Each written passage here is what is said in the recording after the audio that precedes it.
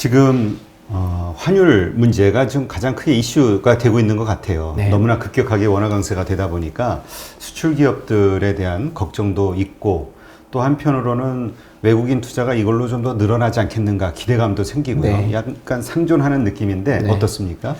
일단은 수급적으로는 좋은 요인은 맞습니다. 원화가 강세가 보이는 거고 그만큼 리스크 온이기 때문에 사실 한국만 펀더멘털이 좋아서 원화 강세가 될 가능성은 그렇게 높진 않습니다. 현재로서는 그렇게 생각을 하고 있고 중요한 건 실적 부분일 것 같습니다. 반도체라든지 자동차 같은 경우는 분명히 원달러 환율과 실적과의 어떤 이 연관성이 있습니다. 원화 강세가 되면 그만큼 영업이익이 하락을 할 수밖에 없겠죠. 하지만 저희가 그래서 한번 조사를 해봤습니다. 퀀트적으로 분기별 영업이익, 코스피의 영업이익과 원달러 환율을 그려봤더니 사실상 그렇게 따지면 정의 관계가 돼야 되는 거잖아요. 그렇지만 역의 관계였습니다.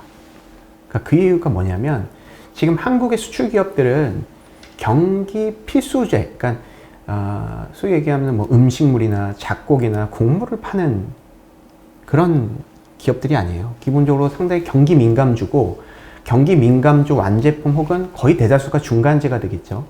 그렇게 경기를 타는 그 컨셉이 많기 때문에 실질적으로 이 가격 변수보다는 Q의 변수, 즉 물동량 변수가 더 많이 좌지우지를 했던 겁니다. 물론 똑같은 환경에서 보다면 환율까지 플러스가 올라갔으면 조금 더 좋아졌을 수는 있겠지만은 기본적으로 한국은 이 환율이라는 어떤 가격 변수도 물론 중요한데 요거는 비중이 좀 낮고 이 전체적인 이 파이가 증가하는 시기에 한국이 많이 돈을 벌었다는 얘기입니다. 그래서 원달 환율에 대한 이 보수적인 시각이 분명히 있을 수는 있겠지만 이것은 우리 기업들이 돈을 번다는 것은 원달러 환율이 상승해서 우리가 돈 벌었다기보다는 기존의 글로벌 경기 회복이 되면서 뭐 지금 같은 경우에 해석을 해보자면 언택트가 컨택트로 되면서 지금 설비 투자라든지 여러 가지 뭐 반도체 투자라든지 비메모리라든지 뭐 전기차, 뭐 태양광 여러 가지 스토리가 나오면서 그 기업들이 실질적인 이익이 상향 조정이 되고 있습니다. 환율은 분명히 좋지 않지만 플러스가 되고 있다는 것 자체도 최근에도 이게 볼 수는 있겠지만 경험적으로 봤을 때 원달러 환율과 한국의 기업이익은 정의 관계가 아니었다. 물론 통계적으로 100% 역의 관계였다라고 보기는 어렵지만은 그래도 이 경기 민감주들의 수출 기업들이 많기 때문에 환율이라는 변수보다는 글로벌 물동량 변수인 Q를 좀 보자. 우리가 얼마만큼 수출량이 많아지느냐, 얼마를 수출하느냐도 물론 중요하겠지만 환율이 뭐 반토막 난다 이러는 가정이 안 된다라고 했을 때는 분명히 기업이익 측면에서는 흠이 나는 정도는 아닐 것이다 라고 생각을 하고 있고 최근에 이 원화 강세가 많이 일어나면서 애널리스트들도 해당 기업들의 애널리스트의 어떤 그 추정치라고 하죠. 영업이익 추정치라든지 매출 추정치를 다 어느 정도 다 반영을 한 수치이기 때문에 이 수치 자체가 내년에 플러스 35%다 36%다라고 말씀을 드린 거고 이 추정치 자체가 하향 조정이 되면 제가 이렇게 말씀을 드리지도 않고요. 오히려 상향 조정되고 있기 때문에 어찌됐건 지금 애널리스트들이 본인들의 모델을 뜯어봐서 했을 때 저는 이제 그런 기업들의 매출액 기업들을 저희가 이제 썸메이션 하는 저희가 이제 취합하는 역할인데 그런 것들을 다 취합했더니 결국은 플러스로 나온다라고 봤을 때는 원화 강세는 사실 경기가 안 좋을 때는 안 좋게 된다라고 볼 수는 있겠지만 지금 상황에서는 실적에 큰 영향은 없다라고 보는 것이 합당할 것이다 이렇게 판단을 합니다. 네. 지금 그 원화가 이렇게 강세가 되면서 물론 이제 뭐 이런 여러 가지 형태로 해지할 수도 있겠죠 기업들이. 하지만 그 수준을 넘어서는 거 펀더멘털 자체에 심각한 위협이 될 경우에는 사실 외국인들도 투자가 더 줄게 되겠죠. 그렇죠. 안 하게 되겠죠. 네. 그 선이 어느 정도냐, 뭐 900선 얘기하시는 분도 있고 네. 1000 넘어가면 위험한 거다 이렇게 얘기하시는 분도 있고 뭐 좀 데이터 나온 게 있나요? 사실은 이 원달러 환율이 900 이하로 넘어가면 실질적으로 이 여러 가지 터지는 게 많더라고요. 이 경험적으로 보면 어떤 뭐 예를 들어서 상품을 수출을 하는데 이거에 대한 이 환율로 해지를 하기 위해서 이제 선물을 뭐 매수금 매도를 하면서 그중에 이제 상품이 터질 수도 있는 거고 그렇지만 이제 그 정도까지는 가지 않는다라고 생각하는 게 맞는 것 같고 왜냐하면 어찌됐건 이 조금 더 그런 이 환율적인 측면에서 보면 사실은 원이라는 이 원화는 기축통화가 아니기 때문에 사실상 달러 인덱스하고 그대로 움직이는 것이 맞다라고 저는 판단하고 있습니다.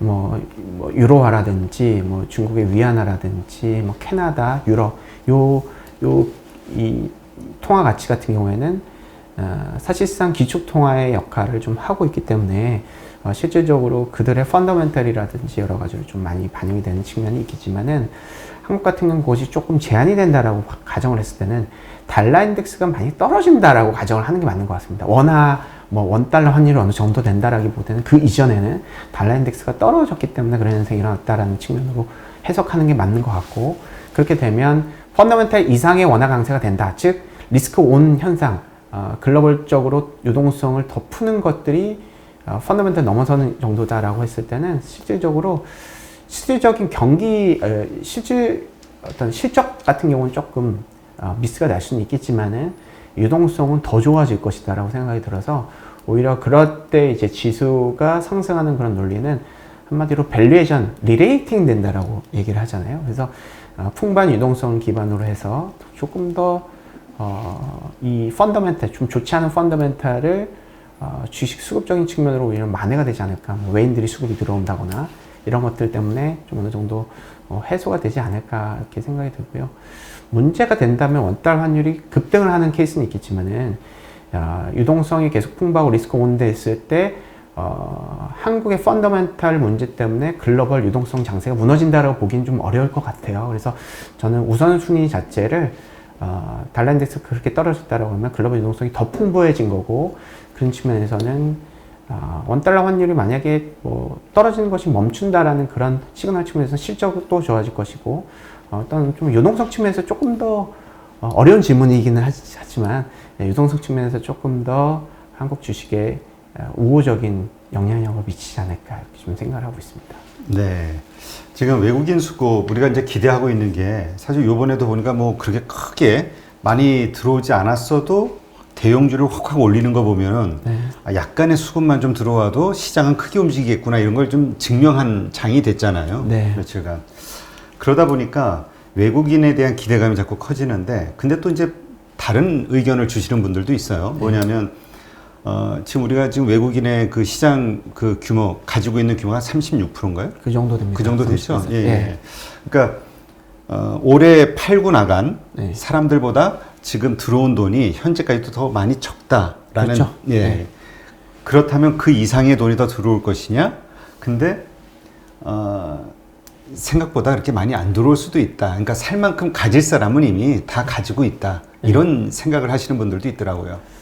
그거는 아마 예. 그 중국이라든가 이렇게 좀 분산하는 것 때문에 그렇겠죠. 그럴 수도 있죠. 그러니까 이머징에 들어오는 것은 맞지만 이머징 안에서도 사실 중국 다음에 포션이 큰 게 이제 한국인데, 중국보다 한국이 좀 더 좋다라고 얘기는 못할 것 같습니다. 왜냐하면 이 중국의 실적도 상당히 조금 강하게 움직이고, 그리고 기본적으로 이 외국인들의 국내 증시를 바라보는 시각이 뭐 잘 아시겠지만 MSCI라고 해서 모건 스탠리에서 패시브의 인덱스를 구성을 해서 이거를 지수에 뭐 한국이다라고 하면은 우리가 보는 건 이제 코스피를 보잖아요.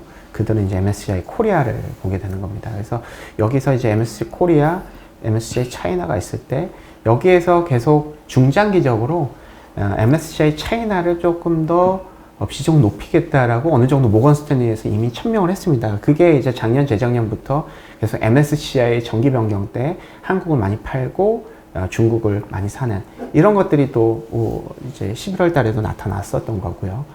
그런 측면에서 이머징 안에서 수급적인 환경은 사실 중국보다 한국이 우위에 있다라고 얘기하기는 좀 어려울 것 같습니다. 지금 전체적인 국수주의 현상이고 정치적으로 어찌됐건 이 드라이브를 할 수 있는 내수가 상당히 큰 중국이 이거 미국도 마찬가지고요. 미국하고 중국 같은 경우가 전체적으로 이 관세라든지 여러 가지 정치적인 어떤 내부 결속을 위해서 외부와 어떤 그 자유무역주의를 끊고 국수주의로 통한다. 이런 것들은 어떻게 보면 중장기적인 어떤 새로운 스팀이라고 볼 수가 있기 때문에, 그래서 이런 것들은 조금 부담이 될 수는 있겠지만은 이머징을 팔고 선징으로 산다라는 것은 사실상 지금 금리 방향성이라든지 지금 바이든 대통령 바이든 대통령 당선 예정자인가요?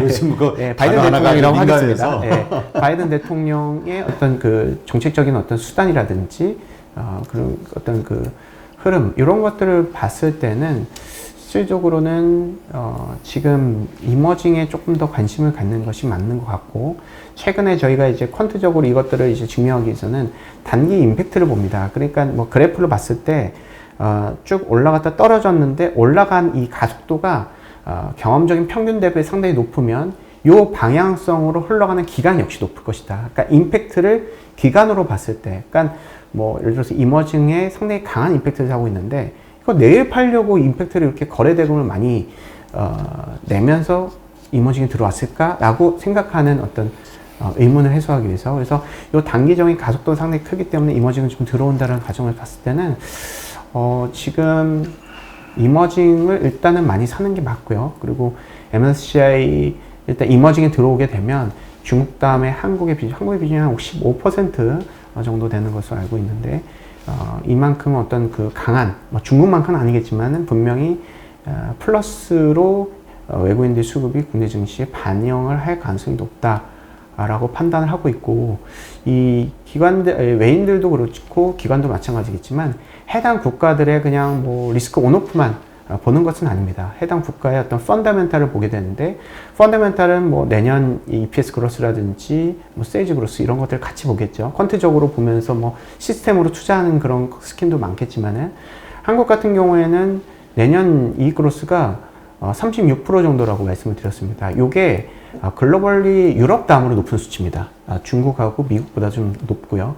그만큼 한국은 언택트 측면에서도 대응을 제약바이오 소프트웨어 측면에서 잘했지만은 컨택트 측면에서 워낙 한국이 좀 강한 측면이 있습니다. 시크리컬이 글로벌 대비해서 상당히 좀 많이 발달해 있고, 그리고 우리 뭐 잘 알다시피 IT라든지 자동차가 글로벌에 상당히 좀 탑 티어 컨셉으로 입지가 많이 반영이 되고 있고, 그리고 실질적으로 한국 기업들은 이거는 약간 이제 퀀트적으로 접근이라고 볼 수는 없겠지만은 이 패스트 팔로우로 통해 왔었습니다.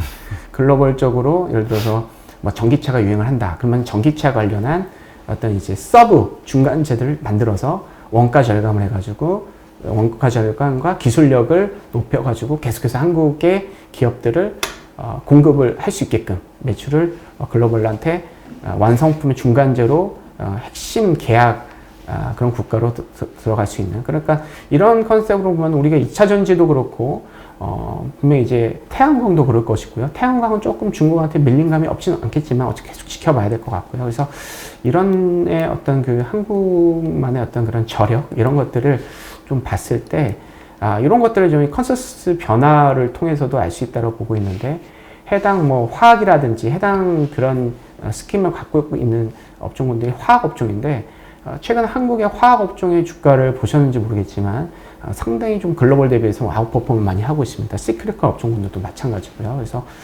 이런 것들을 반영을 했을 때는 봤을 때는 충분히 이 글로벌 대비해서 이제 펀더멘털이 좋기 때문에 외인들 입장에서도 리스크온에 묻도록 이머징 물론 사겠지만은 한국을 조금 더 펀더멘털 측면에서 좀 좋게 볼 수 있는 공산도 있지 않을까, 이렇게 좀 판단을 하고 있습니다.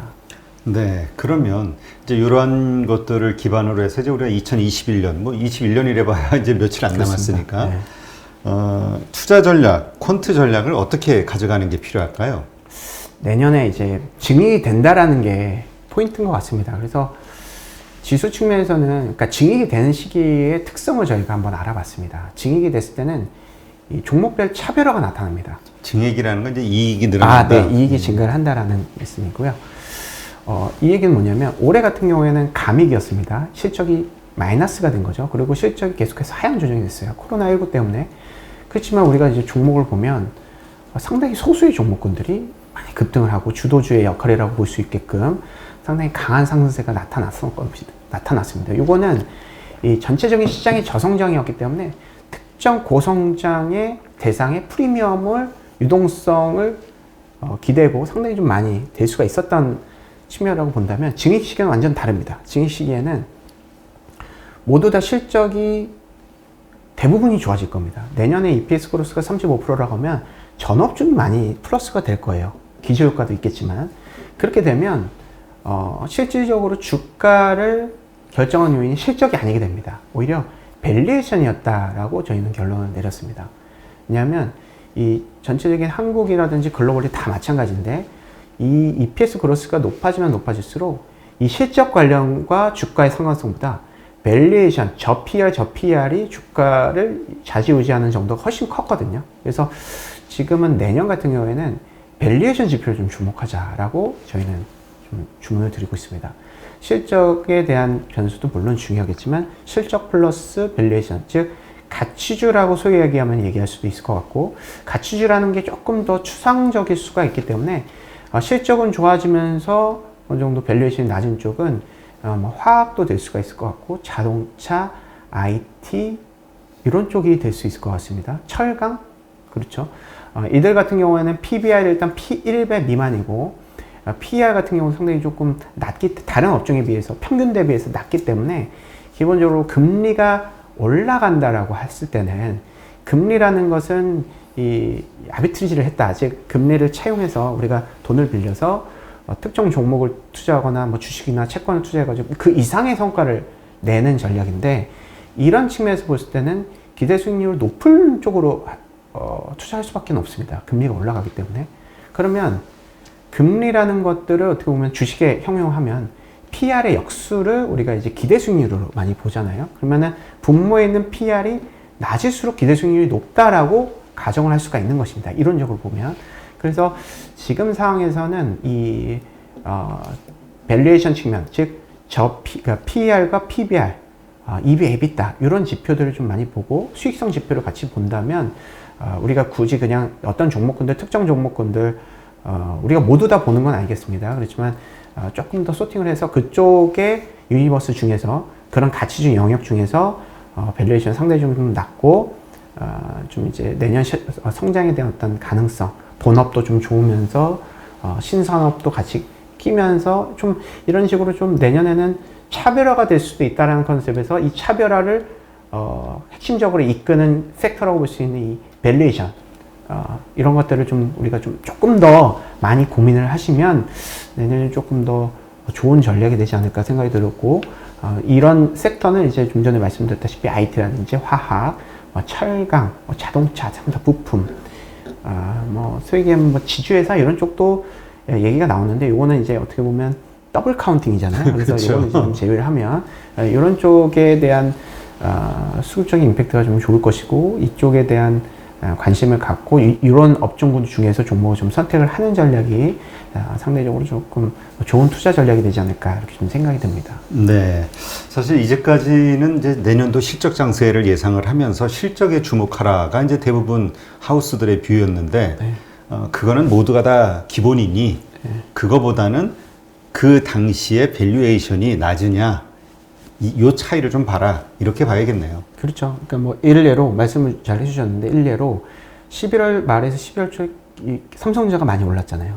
그러니까 삼성전자가 다른 종목에 비해서 어쨌든 배당도 올라갈 것이다. 그리고 펀더멘탈이 너무 좋다라고 했을 때 실적에 대한 주목을 한 건 맞지만 이 삼성전자를 또 상당히 좀 큰 이익이고 이 수급이 상당히 좀 이쪽에 쏠리게 되면 다른 쪽은 이제 소외가 될 수 있다는 이런 식으로 수급의 어떤 대안성 그리고 어떤 수급의 어떤 그 기회비용 이런 것들이 좀 많이 작용을 할 수도 있겠다라고 생각이 드는 거거든요. 그래서 가급적이면 조금 이거를 이제 쫙 자대고 나열할 수 있는 또 기관 투자들도 뭐 패시브 펀드들이 워낙 많기 때문에 이런 이 밸류에이션으로 쫙 나래를 세워놓고 매수 매도 이런 식으로 좀 많이 일어날 것입니다. 그래서 내년에는 조금 가치주에 그러니까 뭐 가치주라고 하면 너무 추상적이기 때문에 저 PER, 저 PBR 이런 지표를 좀 많이 주목을 하시자 이렇게 좀 주문을 드리고 싶습니다.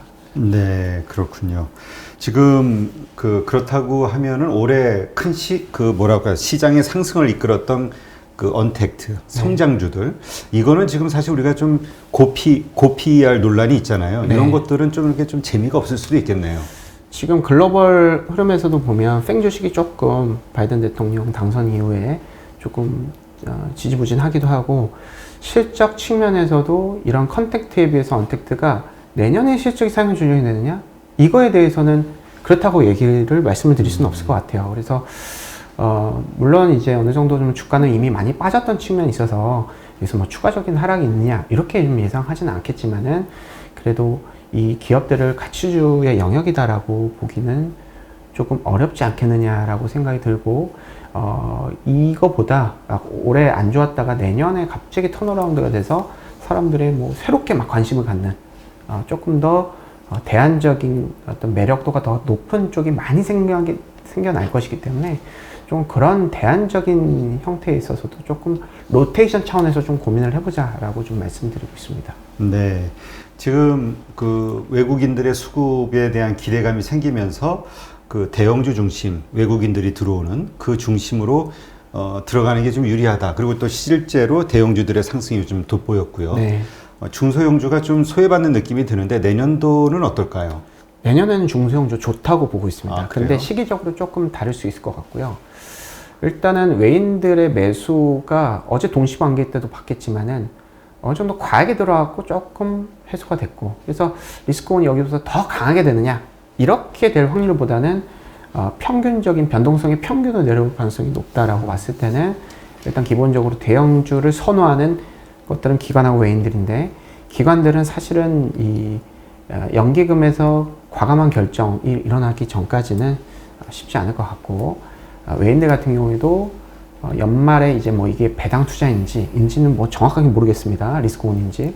그래서 기관들이나 외인들 입장에서는 조금 이제 매수세가 좀 둔화된다고 가정했을 때는 중소형 좀 좋을 수 있을 것 같고 그리고 항상 이제 1월 이제 개별 종목 장세라고 얘기를 하는데 이게 또 통계적으로 의미가 있습니다. 1월 달에 실적 개선, 저평가, 중소형주 이런 스타일이 1월 달에 상당히 좀 많이 아웃퍼폼 했습니다. 그러니까 배당락, 대주주 요건, 개별 종목을 많이 매도하는 이후부터는 이런 종목군들을 이런 이 스타일이 상당히 성과가 좋았던 거예요. 그래서 1월 달에 좋을 것 같고 다만 3월 달에 공매도가 다시 이제 부활이 됩니다.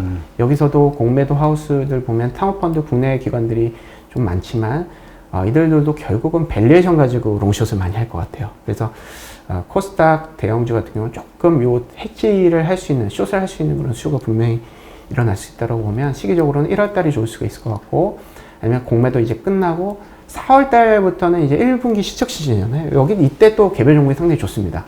실적이 1, 2, 3, 4분기 중에서 1분기 실적 시즌에 이 종목별의 알파 전략이 상당히 좀 많이 부각이 되거든요. 그래서 실적 플러스 밸류에이션 측면에서는 4, 5, 6, 7, 8, 9까지 그래서 요때까지는 개별 종목 장세가 좀 많이 일어날 수 있겠지만 2월달, 3월달만 조금 주의를 하면 될 것이다 이렇게 생각이 들고 있고 대형주가 내년에 35% 가고 22년도에 요거를 뛰어넘는 성과가 일어난다면 대형주에 대한 관심을 지속적으로 갖는 게 맞는데 제가 판단하기에는 올해 그로스를 넘기긴 어렵다라고 보고 있습니다. 그러면 이제 조금 1년씩 빠르게 올해 이제 내년 대형주에 대한 플레이를 했다라고 하면 내년에는 내후년에 대한 관심을 갖는다라고 봤을 때는 중소형주가 대형주보다는 아웃퍼폼 할 수 있겠다라고 저는 이제 예측을 해봅니다. 예. 네, 그렇군요.